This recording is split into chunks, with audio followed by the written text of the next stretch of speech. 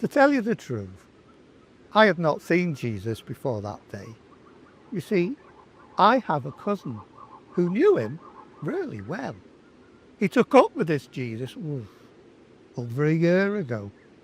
He gave up his job and just wandered round the country with some of his other followers. He wasn't ever one of the inner group, but he did say when you looked at Jesus, there was something special about him. He reckoned big things were going to happen, that the lives of us Jews was going to get better, and even the Gentiles were on the way up. On one of my cousin's visits, he told us some of the stories Jesus used to teach people.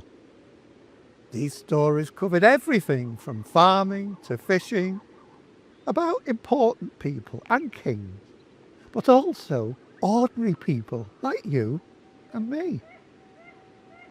This Jesus is even supposed to have said kind things about the Samaritans of all people. His stories explained all about God's kingdom, how it would come unexpectedly in small ways that would grow to cover the world. And everyone was invited. But this was urgent, and you shouldn't ignore it. I didn't understand it all, but I worked it out the best I could. And then, I've got to tell you this, you're not going to believe this. He healed people, the blind and the lame, right in front of everyone. My cousin said Jesus would go up to lepers, touch them, and just as quick as that, they would be healed. Now, that's not something you see every day. You have to understand that my cousin is nobody's fool, but even he believed it. I had too much work on, or I may have gone to see this Jesus, see him for myself, sort of get the measure of him. I told my cousin when they came this way again, if they needed anything, just ask. To be honest with you, I didn't think they would come back. But I meant what I said. I'm a man that's true to his word. And they did come back. Would you believe that?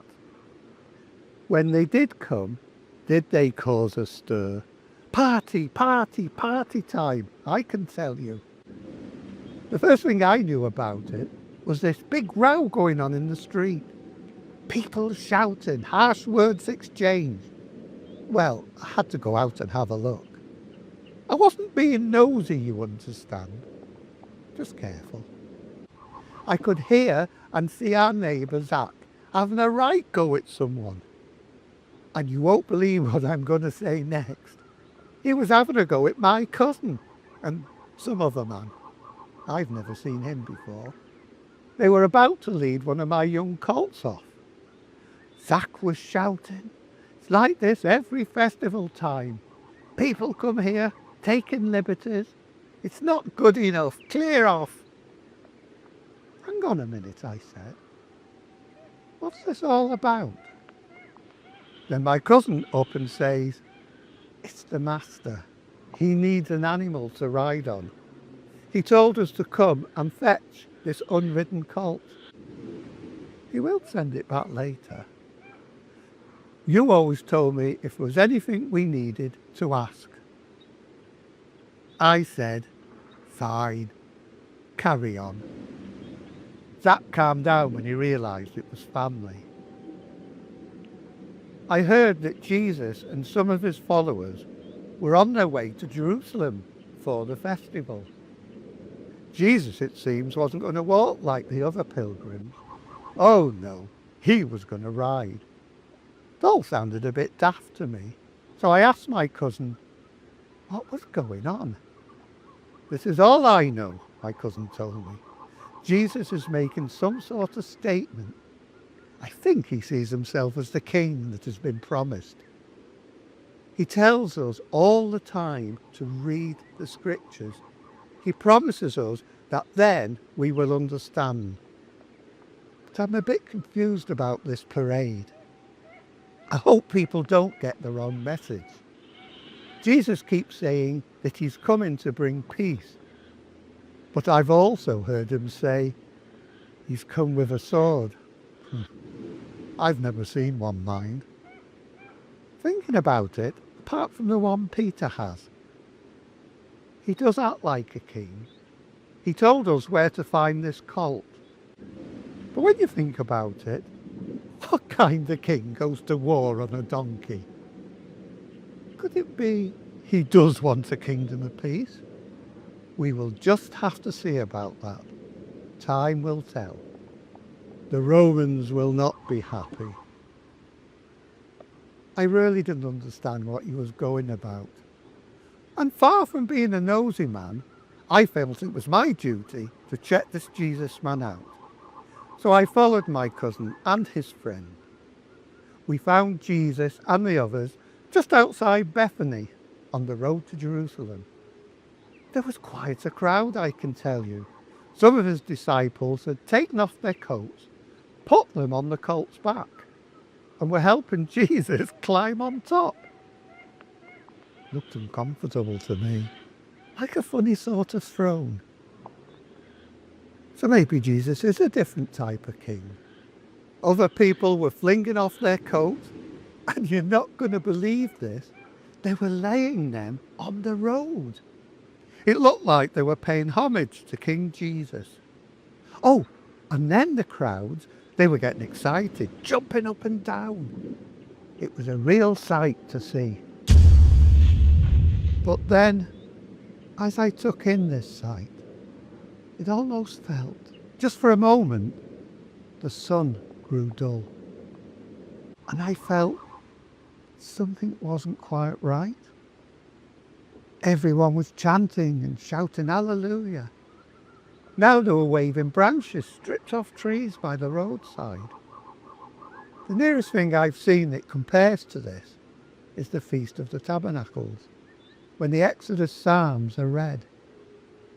Standing in the middle of the crowd, the atmosphere was electric. Even I joined in with the shouting. Now, when I close my eyes, I can still see the crowd and hear the almost deafening cries of Hosanna, blessed is he, blessed is the King who comes in the name of the Lord. I tell you the truth, we wanted a king, and here he was. Never in my lifetime did I think that I would witness such a thing. Jesus, our King, riding into his city, the city of David. The frightening part of all this was that after years of being ruled by Rome, we didn't care if we upset the Romans. This moment was ours. Oh, and it felt good. I followed them all the way into Jerusalem. But then the crowd seemed to fall away, and the shouts of Hosanna stopped. Did it happen? What were we supposed to do now? Jesus and his disciples went off to the temple. Rumour has it he caused quite a storm going up in the temple. I hung around for a while, trying to figure out what that parade into Jerusalem was all about. A shiver went down my spine, as if bad news was coming. In the end, I took my colt home. The Romans did get upset, and being the Romans, they took their revenge. They killed Jesus. According to my cousin, that's not the end of this story. He believes that Jesus is alive again. He believes that Jesus really is a king. I can't say I fully understand that day. But truth be told, I'm just a keeper of donkeys.